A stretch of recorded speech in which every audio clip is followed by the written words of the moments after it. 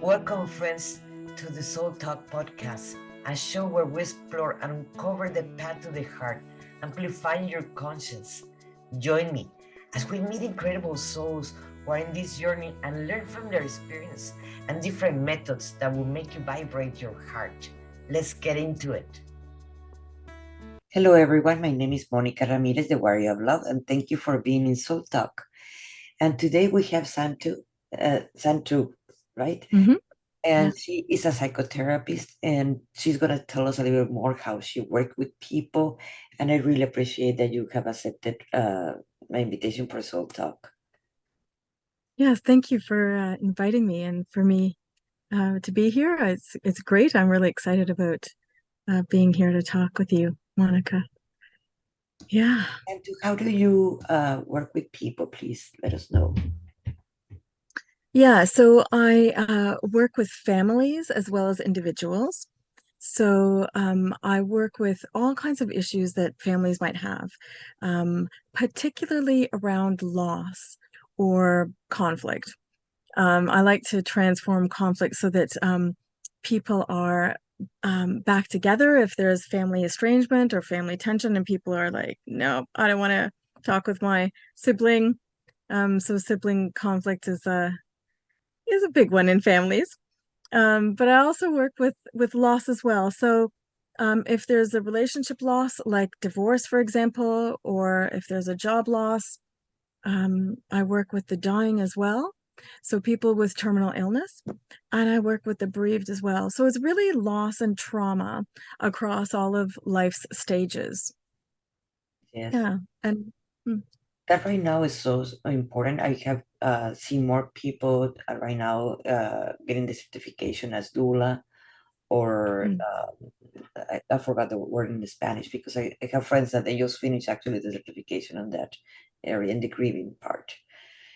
And it is so extensive because people think it is only about people that loved ones that died.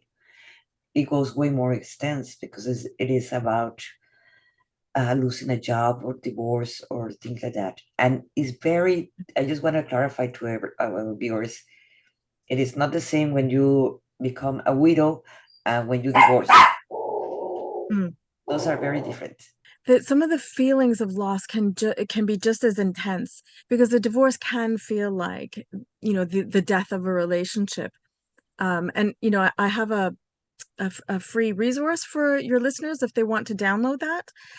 But of course, it isn't quite the same because the circumstances are different, right? So people will feel things differently. And for those that may have had a bereavement from the death of a loved one, I've got a resource for that as well.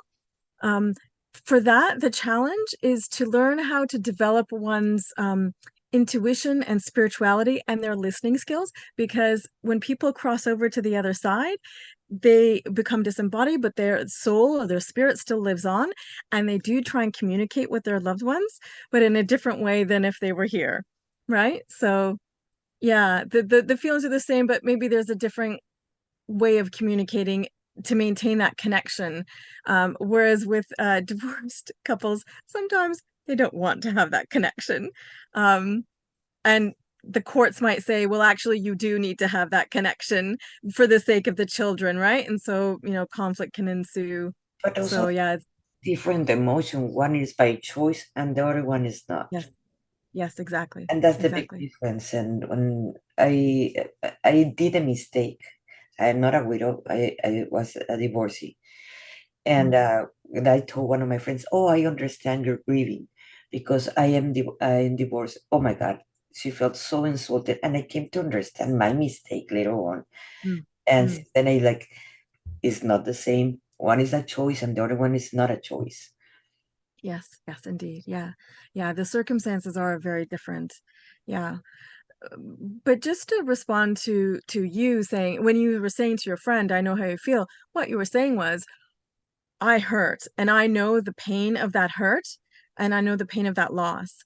And it will affect you differently, right? Because people have different relationships with their spouses, right? Some come to really rely on them. And once they're gone, it's like they're not around for me to rely on. Same as a death, right? that person is not around in physical body to rely on anymore. So maybe that could be what you meant, but of course the circumstances are different. Yeah. Yes. Yeah. And it will be insulting for the widow. Mm, It will be, mm, I can understand it now. Then I mm, didn't when I mentioned that. yeah. And that's why I mentioned it right now. And going to the back to the grieving part, Mm, there's I feel like there's layers because like you mentioned about the family. mm, Sometimes that's when a lot of the families completely break up and yes. separate. Yes. Mm, And they're I like I mentioned, it's like I have mentioned before in my family that you feel like you become an orphan at your 50s. mm, It's like you lose your two parents and then you lose also your siblings, and it's like yeah. you're really orphan in that way. And Yeah. that sensation and emotion, it is horrible for a human being. It doesn't matter the age. Yeah, absolutely.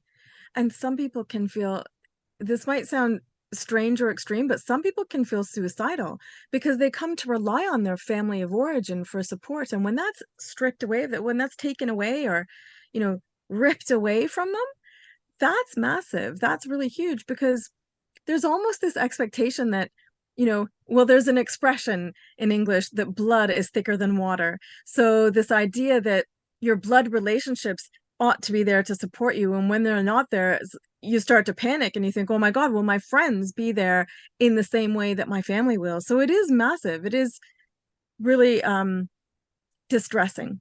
Mm, It is about the programming that we have, that you have to love. No one is going to love you more than your family.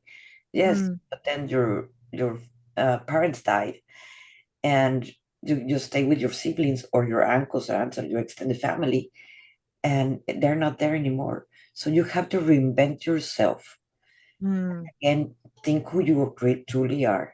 So like yeah, that, you are not affected by the extended family. That can be siblings too, the extended family, yeah, because you have the programming that family saw, and that's yeah. what all the problems, because all the programs that you have accepted, that you have heard since you were a baby. Yeah. And that's why it's so important to cultivate both family relationships and friendship relationships because you just don't know. There might be people that turn their back on you that you would not expect to have done so. And that can happen a lot with grief. The people you thought would support you end up turning their back and don't support you. And sometimes the most unexpected people in your friendship circle come forward to help.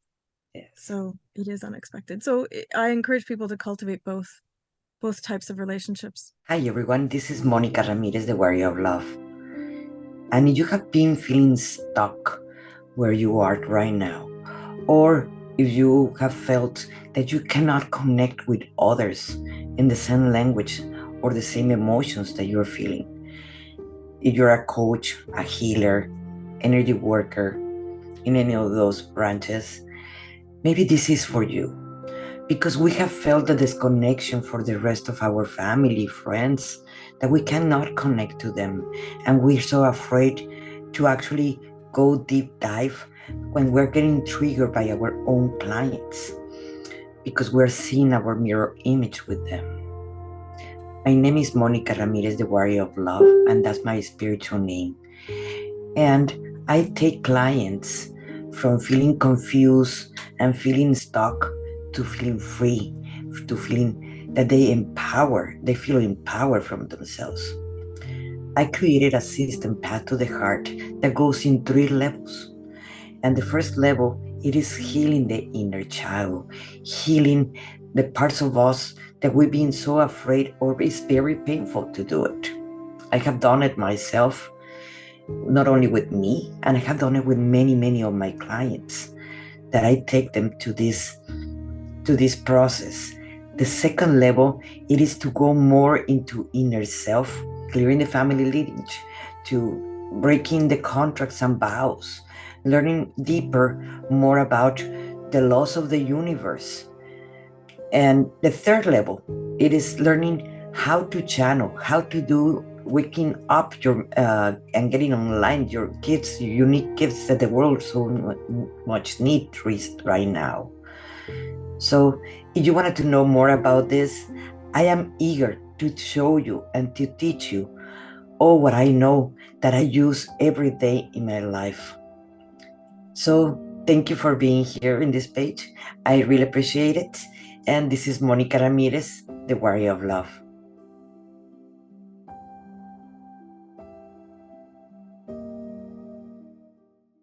How do you work in those levels? Because there are resentments, there are envies, there are competitions, there are things that they have between the siblings. How do you work with taking layers and layers of years of resentment that they were just holding and holding and holding, and when the parent is gone, that's when boom, everything comes out of of there. Yes, yes, yes. It depends on how deep the siblings or the people that come to me want to go. Because you're right, there are layers of things that have happened and accumulated over the years. And it really just depends on how deep they want to go. If they want to work with the present issue that's really bothering them, then, that's what we work with. But if they want to go into the past and look at patterns, I mean, that's one of the things I love working with and noticing and bringing to the fore, to the front, looking at patterns of behavior. And if there's a particular pattern that has really bothered someone, we talk about it. We make requests. There's a particular technique or way that I work with these families. So yeah, it's patterns are huge, and it's helping people to break those patterns or even just to notice that they've had these patterns. A lot of times they don't even realize that they have it. And crucially, they don't realize the impact it's having on the other. So that's what needs to come out. It needs to bubble forth, for people to really have those deep conversations that require them to be vulnerable in a safe place, so that someone isn't feeling blamed or hurt. Like there's no finger pointing in my sessions when I work with clients, right? Because I don't allow it. It's not helpful. Yes, So it's about creating that safe space where you can really share your feelings and share your hurts and make an ask but that for is, someone to do things differently. Yeah.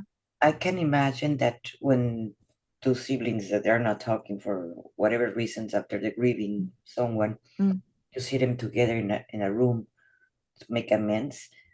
It is because there's still love in there between them. mm, But mm, that is not common. A lot of the times it's like, okay, we don't have to see each other again.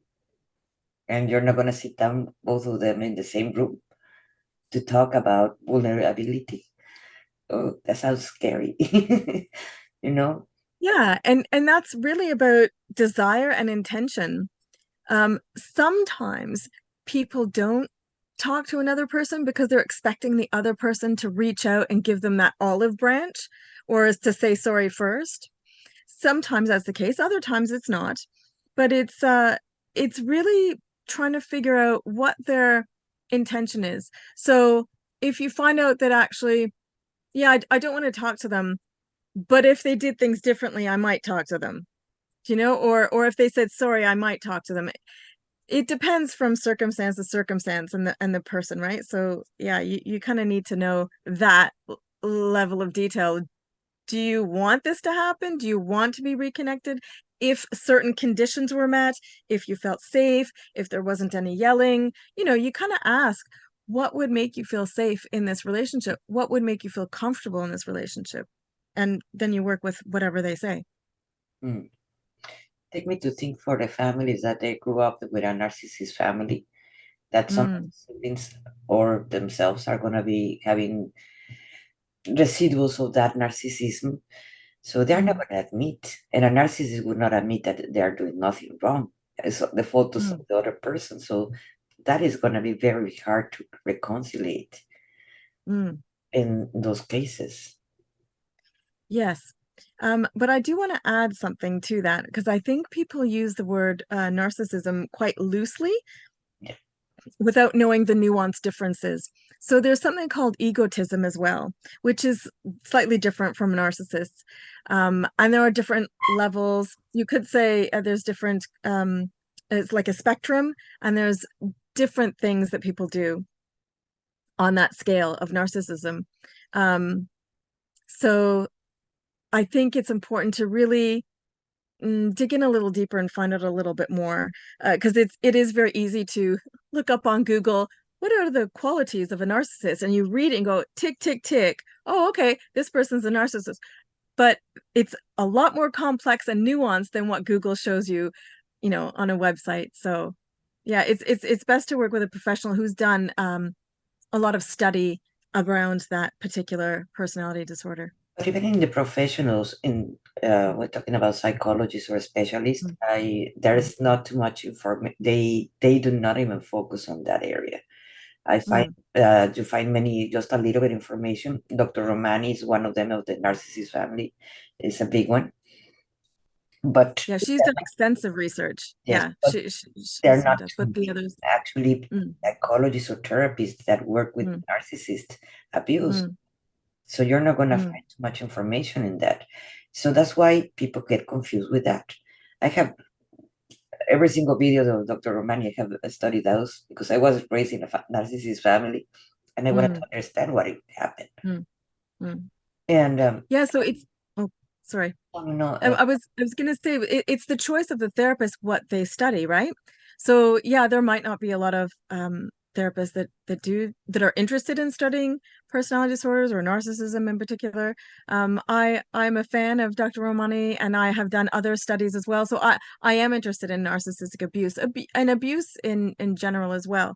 Um, so yeah, because it's a trauma, and that's one of my areas of specialism. So I study anything related to trauma, including narcissistic abuse, that is verbal abuse, because there's physical not too abuse. many therapists that actually do work in that area. They Yeah.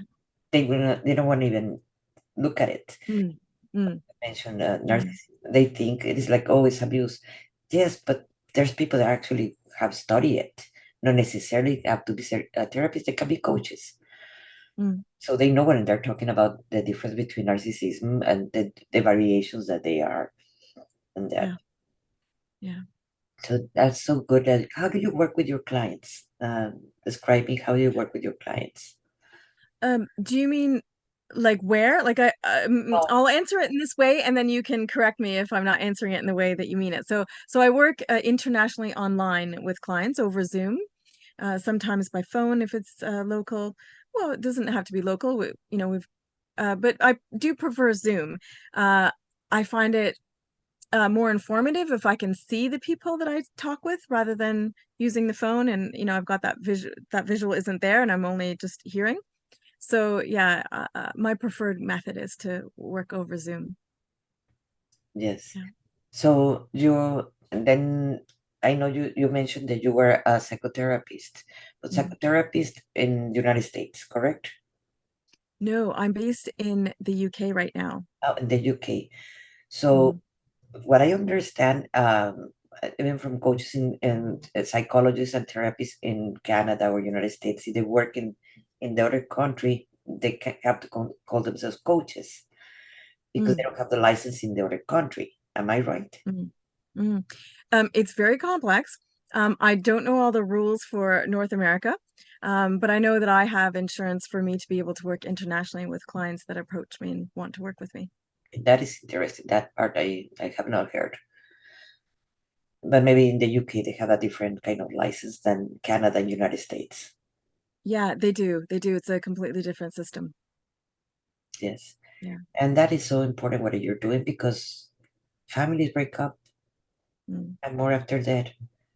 Or after any kind of grieving, families break up and there's not too much yeah. support and there's not too many psychotherapists that actually have knowledge about our study narcissism.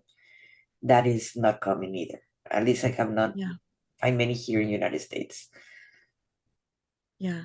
And I mean, I don't know the ratio, but I would imagine there aren't as many family therapists either who look at the dynamics and the systems of how a family functions and operates or doesn't, as opposed to other types of psychotherapists or counselors. So, yeah, it's a small but growing field of in family therapy, whereas psychoanalysis, for example, started, I think, 50 years earlier. They've had a head start.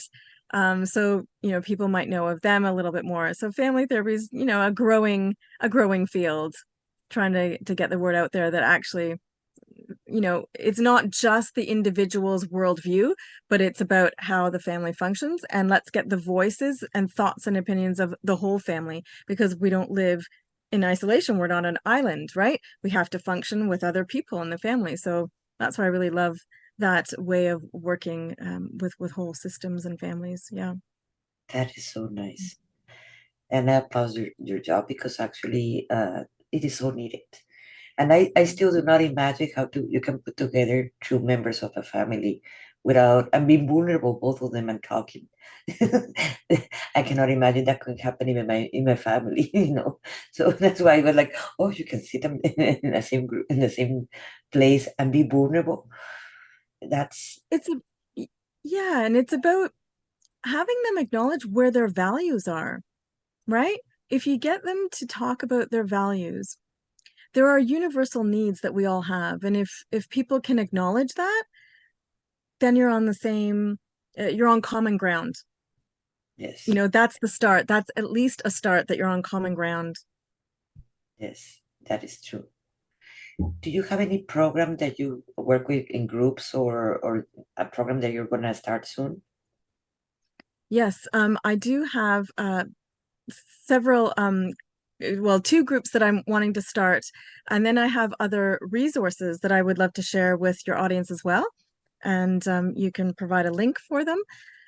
But yeah, the two groups that I've got, one is a grief group. For those that don't want one-to-one, they would prefer to be in the company of others who are grieving. So I've got that. And I've got a new group that I'm launching called the Spiritual Awakening uh, membership group, community membership. So this is for people who are, well, I can provide a link that tells you a lot of what's on there, and what's in the group. There's resources, there's, the community of people talking, and it's really about helping people to level up on their sense of wisdom. And sometimes we can look at wisdom from the wisdom traditions. So from across various cultures and resources like the Bible and the Upanishads and all sorts of different wisdom literature that's out there, and try and understand that way. But one of the reasons I want to bring the group together is because there is something called collective wisdom. We have our own way of looking at things and understanding things. And when we share in that group setting, we all expand in our perceptions and our concepts and our wisdom. So that's the idea behind that, Yes, because and encouraging people and to increase their spiritual tools and increase their wisdom. Mm. yes, because sometimes when you learn about another culture, why they do the things that they do, we are more understanding, and probably we will have less wars if we understand Yeah, all the cultures in the world and we respect them because everybody yeah, has the right to be. exactly. Yeah, When are absolutely. your programs are starting? They're starting in January in the new year. Okay, okay, perfect. The links are gonna be down below, guys, in this video or audio, depending where you're listening or seeing it. So like that, you can register and you can have or you want more information about Santou, Santo. Yeah. Santou, yeah, they can reach out to me directly on my website at griefsupport.co/contact. Yes, I'm gonna be adding that information in this video, so like that, you guys can get a hold on her because hey, it is always necessary whenever you are not expecting it, you might need it. Yes, Thank you so much. yes, indeed. Oh, you're very welcome. My pleasure.